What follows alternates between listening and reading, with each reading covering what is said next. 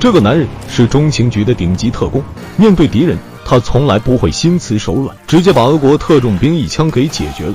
现在这个男人只是一个工厂工人，虽然长得黑黑的，但平时却很有文艺范，所以我们暂且叫他阿文。阿文下班后有一个习惯，就是会来到一个咖啡厅里坐着看看书，也因此在这里认识了一个小姑娘，暂且叫她小美。小美的梦想是当一位歌手，但因为生活所逼，从事起了她不愿意干的工作。但阿文并不介意小美现在的职业，还鼓励她去追求梦想。小美很开心，于是送了阿文一叠光盘，里面有自己录制的歌曲。阿文和小美聊完后，两人准备各自回家时，小美的老板出现，下车抓住小美，一耳光扇了过去。就因为小美没有照顾好昨天的客户，阿文在一旁静静地看着。小弟手里有枪，并没有轻举妄动。小老板临走时给了阿文一张名片，说了一句需要服务的话，给你介绍更好的，然后准备开车离开。小美透过窗户静静地看着阿文。在之后的几天里，阿文和往常一样坐在咖啡厅，但总感觉少了一点什么。原来是小美几天都没有来了。咖啡厅老板加文坐立不安，告诉了他小美在医院。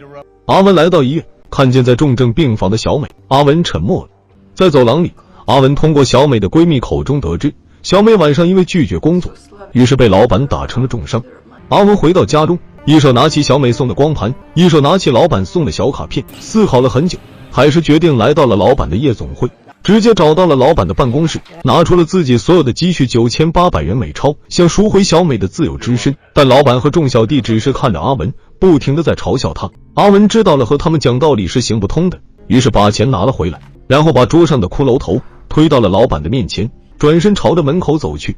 但阿文来到门口，并不是打开门，而是锁住了门。瞬间阿文的瞳孔放大，记住了屋内所有小弟所在的位置，包括他们手上的武器，酒杯、匕首、手枪、开瓶器，在内心计算出各种的预判，以及如何利用武器解决对手。瞳孔收回，解决他们只要16秒。开始计时后，朝着老板走去。小弟拿枪跟在后面，瞬间转身，一拳打在后面的小弟脸上，折断手臂，一枪打中老板，拿起酒杯扎在脸上，夺过小弟匕首扎在胸前，反手抹掉小弟脖子，弯腰拿起红酒开瓶器，直接扎在小弟胸前。所有小弟就这样被解决完了。计时结束是28秒，慢了12秒。第二天，电视播放了夜总会老板被杀的新闻。阿文不知道夜总会是俄国黑帮组织的一个联络处，黑帮总部已经派了一位俄罗斯顶级杀手来调查此事。杀手下飞机的第一时间就来到了案发现场，通过照片结合案发现场的血迹，很快杀手就想象到了当时案发的经过，也看出来凶手很专业，现场居然没有留下任何的痕迹。俄罗斯杀手接手了整个联络处，开始从合作伙伴下手调查。但是这个合作伙伴似乎有点嚣张，杀手也没有好脾气，直接动手，随从解决2个小弟。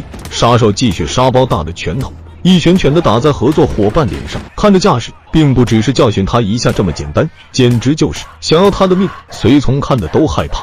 随后杀手找到了夜总会的妈咪，询问了一些情况，发现了夜总会小美失踪的事情。妈咪把小美的闺蜜给供出来了。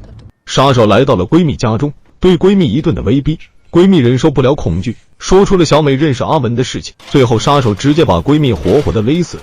同时杀手的小弟在夜总会外面的监控中找到了阿文的照片。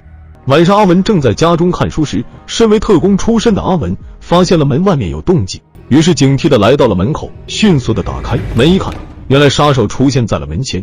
杀手假装是警察在调查夜总会老大被杀一案，询问一些情况，阿文也很镇定自若地应对着。杀手看见阿文心理素质很好，于是拿出了小美闺蜜惨死的照片给阿文看，但阿文并没有表现出任何的波澜。杀手走后，阿文也察觉到已经被人盯上，而杀手也感觉到了阿文身上疑点重重。2位顶级杀手的对决即将开始。之后的几天，杀手一直派人监视着阿文，而阿文也没有闲着，准备药瓶，在网上订了机票。杀手这边的人跟踪了几天阿文，但怎么也查不到阿文任何的简历，完全只是一个普通的工人。这让杀手更加感觉到阿文更加不简单，于是下令活抓他。当阿文继续在咖啡厅看书时，一位工人坐在了不远处，阿文一眼就看出了他的伪装，果然工人也不装了，直接掏出枪走上前去让阿文束手就擒。阿文瞳孔放大，扫描了工人全身上下后，直接出手，用手打在腹部，打掉手枪，按在桌上，打在脖子上，直接倒地，然后关掉店里的灯。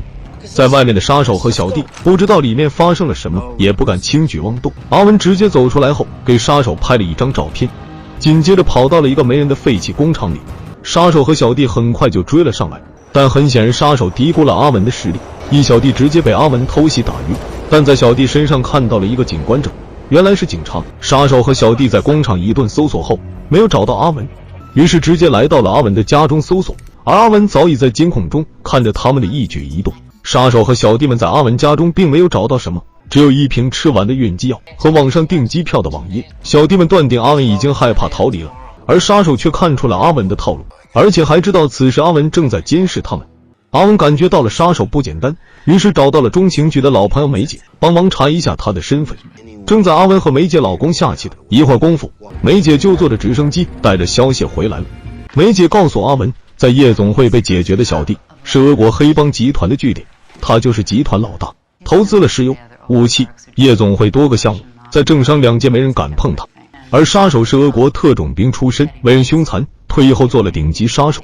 阿文知道了对方的底细后，也有了自己的计划。首先，阿文把那天打晕的黑警绑架在了车内，然后把车子的尾气连接到了车内，黑警瞬间就感觉呼吸困难。最后，黑警在阿文的威逼下被策反了，带着阿文来到了黑老大的洗钱窝点。小弟发现阿文不对劲，用枪逼问，阿文瞬间夺枪反指小弟，劫持了小头目，然后遣散了里面的员工，拨打了报警电话。警察赶到后，在里面发现被捆绑的所有小弟，还有整个仓库的黑钱。同时，阿文把黑老大所有的黑账目以及证据发给了现在的中情局长官，然后来到黑老大的石油公司，直接来了一个大爆炸。爆炸的场面非常的壮观，在黑夜中，爆炸的火光衬托出阿文的身影，显得格外的潇洒。